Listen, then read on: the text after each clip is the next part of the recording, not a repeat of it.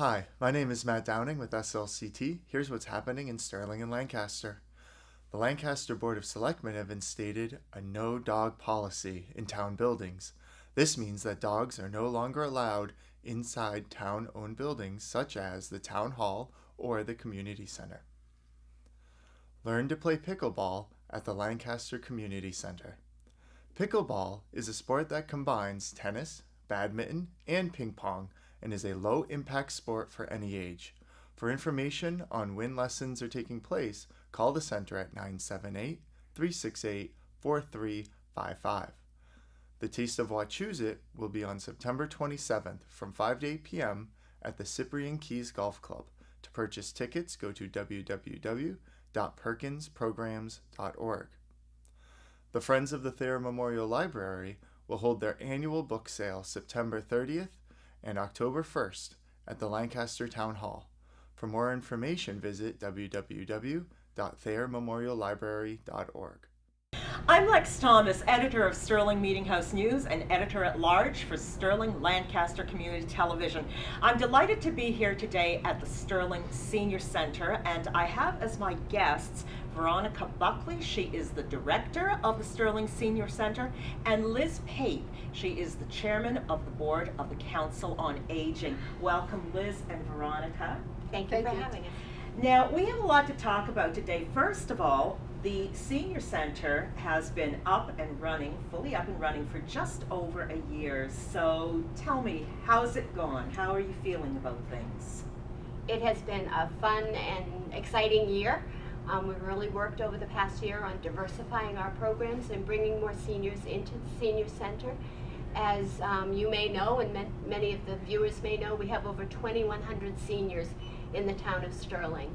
And we're proud that the Senior Center has brought over 700 of those seniors into our building to participate in our program. We have over 65 volunteers who participate. Most of our volunteers, over 80% of them, are seniors themselves. So it really is seniors helping seniors here at the Senior Center. Now, also, you have a lot of programs that have started over the past year. Liz, tell me something about some of the programs that are new or things that we can be looking forward to. On average, we have about 75 people a day coming into the Senior Center. They come in for our exercise classes. We have chair yoga, chair Pilates. We have gentle yoga, a conditioning yoga. We have floor Pilates for seniors who are comfortable with lying on their backs and doing those exercises. We offer Tai Chi. So we offer a variety of exercise programs, all the way from someone who is somewhat frail, doesn't feel comfortable standing on their feet to do an exercise program, all the way to someone who can stand, can lie on the floor and do exercises. We also offer a lot of one-time events, be they informational or recreational. We do crafts and demos. We do art programs, music programs. We just started a ukulele class. We're hoping to start a harmonica group. So the variety of programs are designed to attract a variety of seniors, and we think that we're doing that with the average daily attendance that we have. Now, also, I think that the building itself is fantastic, and you're putting it to some wonderful use. One of the things that I really love is your artists that are coming in. As a matter of fact, I believe that you have Andrea Driscoll now coming in for September and October. Mm-hmm. And tell me a little bit about how that works and what's coming up insofar as the artists coming in. Okay. Every 2 months, we bring a new artist, a new local artist into our Senior Center. They have the opportunity to hang roughly 35 pieces of work throughout the center. We have the opening reception the first Thursday of the 2-month period to bring people in the evening just to see the artwork and to meet with the artist. Now, of course, the wonderful thing, too, is that brings people in of all ages. You don't have to be a senior to be here, because I know that you also do programs together with Chalks at School. And now, are you going to be doing the Pen Pal program again? Yes, it's one of our intergenerational programs that we will continue again this year. Now, insofar as the future, I know that you've been giving a lot of thought to the future vision of the Senior Center and how this grows and how it best serves our community. What are some of the things that you think that we can do to help make this a success? Okay. First of all, let's talk a little bit about this definition of senior, because this seems to me to be something that I'm seeing more and more of, especially as I'm in that age group myself, but you don't think of yourself as a senior. You know, you're not just sitting and knitting. Talk a little bit about that. How do you define a senior? One of the things is that it is hard to define a senior. I think, as you said, there's the traditional senior that we tend to think of, somewhere maybe in their 70s. We have programs and services for the 70s, the 80s, 90s, and 100. We have over 100 seniors in Sterling that are over 90 years old. Wow. Just this year, our first year of operation, we had two 100-year birthday celebrations. So, you know, that tends to give us an idea of the traditional senior. There are recently retired seniors. The average retirement age in the United States is 63. And we also have working seniors, people from 55 to 72 who, for a variety of reasons, aren't ready to retire. And so that working senior and that newly retired senior who probably hasn't established themselves in the senior center yet are the new seniors that we're trying to reach. And we're trying to reach them through different kinds of programs in addition to the ones that we already have. So we're working on our evening programs. We're working on informational programs, maybe talking about retirement planning, everything you need to know about Medicare, Social Security, those kinds of things. But, and we're also looking at more exercise programs. We just started with pickleball.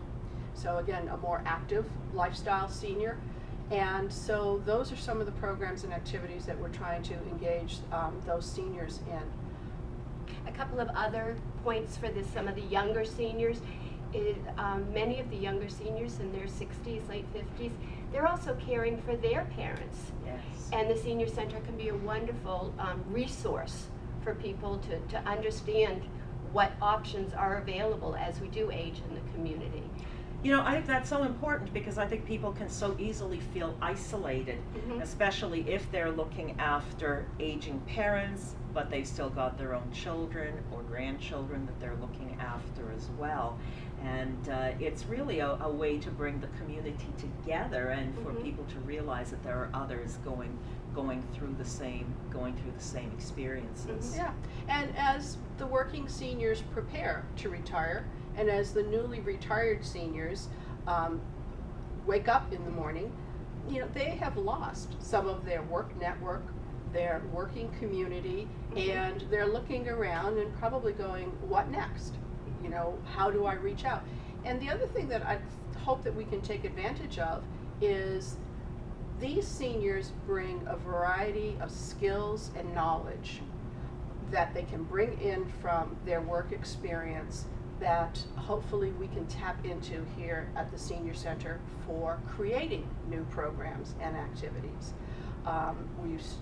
Veronica just started the Friendly Visitor Program this year, and to have some of those newly retired seniors who are looking to reconnect into the community of Sterling, become a friendly visitor to someone in town who is maybe homebound, is a wonderful asset that we can develop here in our town. Sure.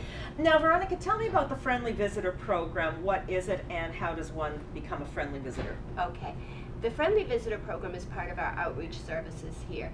I'd like to let you know that the Senior Center is the only town social service agency.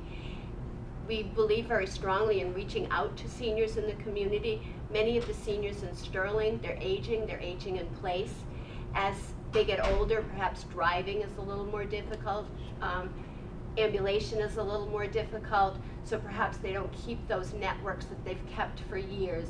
And the Senior Center Friendly Visitor Program actually reaches out to those homebound individuals and provides them with a visitor who can come in, just sit, socialize, have a cup of tea, play a game of cards, just to bring that socialization aspect to that Sure. homebound or isolated individual. Yeah, because I think really the isolation is just such a problem, I think, for the aging population. And of course the aging population is just getting larger and larger. Absolutely. As, you know, lifespan, as you say, we've had 2 people this year that have reach their 100th birthday. Mhm. Well, it sounds like there are some fantastic programs going on and some wonderful future plans for the Senior Center.